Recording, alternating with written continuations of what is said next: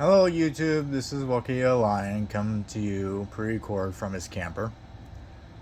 Laying the foundation of money in my video, what is money, it's now time to explore what money creates, or the dichotomy of money, that is, the relationship between products and art.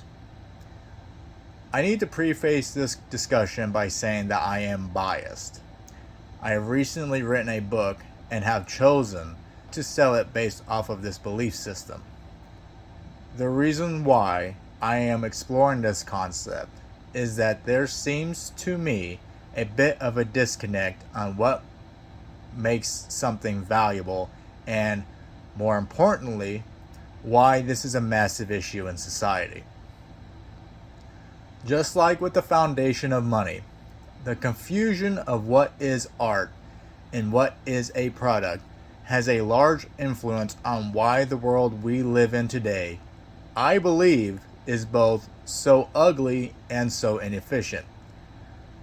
So much time is directed at pointless directions, at meaningless directions, that it has turned what was once beautiful and true into mass-produced junk that is marketed as beautiful and righteous.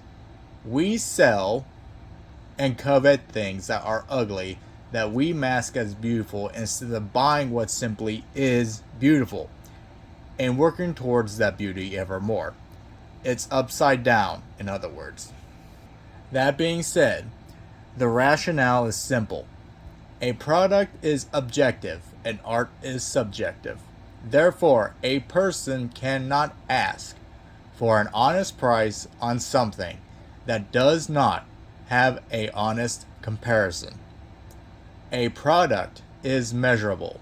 It has a direct scientific use.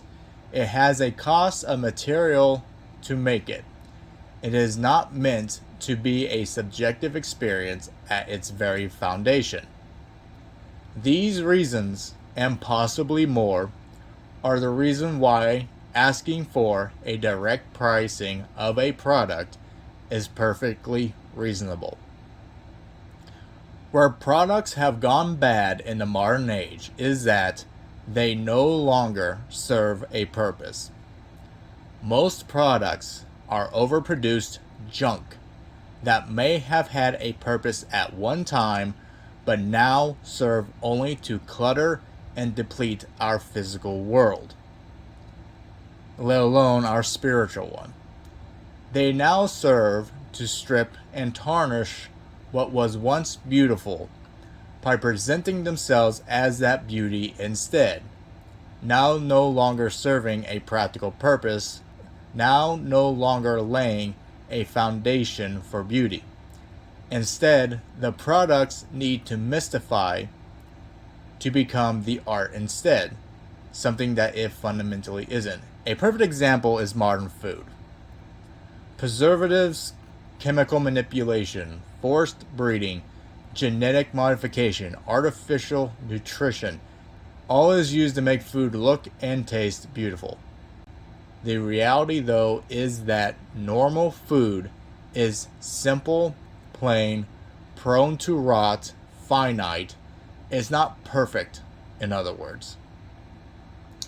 It's also not known to cause ulcerative colitis, cancer, extreme obesity, decreased mental health. The list goes on and on and on and on. The product has, in other words, stripped the beauty from us and the world and has made us just as ugly as it. And art, by contrast, is a subjective experience. You cannot measure subjectivity. You can find patterns, a universal desire that is shared by many people, which is the Venetian ethos, but you cannot directly measure one for one the cost of art's value. Art does require material to make it. That is objective. But that is the only aspect of art that gives it solidity in the scientific world from its abstract plane. The foundation, in other words. In abstraction, art is too dependent on the witness's emotional state to give it an honest value. It's vanity and envy heavy, whereas a product is more focused on duty and progress. Where art has gone awry in our modern age is that it has become what a product depends on to survive rather than to be something to strive toward. The whole reason why we generally buy anything now is because we are told it is beautiful. Beauty meaning fulfilling, and we are manipulated by it. It's not because of its practical usage. Commercials and marketing is what comes to mind with this. How so much creativity goes into selling a soda pop or a broom is ridiculous. That beauty should be focused on giving the product purpose, its drive to give it substance, to thrive, to make the soda pop taste exquisite while being healthy, to give the broom a decorative finish that makes it into more than just a broom. It is now a part of the home's essence. Art has become vampiric instead of angelic, has somehow become uglier than old world pre-1950s products like a lantern. Now, despite what many would say, even among consenting adults, to ask for a direct value on art is inappropriate. I don't want to say that it is morally wrong, because for it to be morally wrong, the recipient of the art or product would have to be left in debt from the item, i.e., it doesn't pay for itself in time, in envy, or in vanity. With a product, that is easy to measure, but in art, it is not. That's the oddity of it. One person can spend $10,000 on an item and feel joyous of it, while another will feel cheated. That joyous person can also lose that initial buy high over time, leaving that void of vanity and or envy vacant again.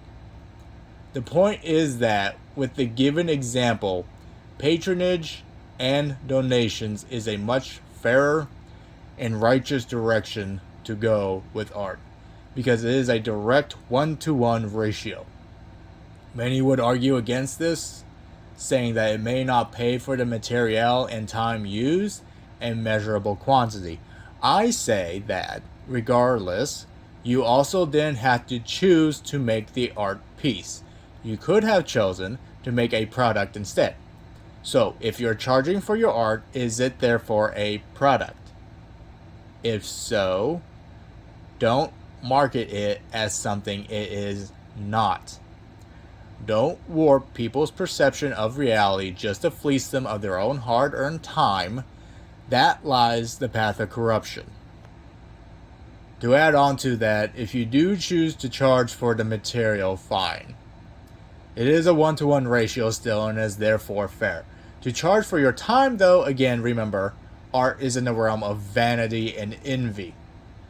This is fire and water, emotions and selfishness.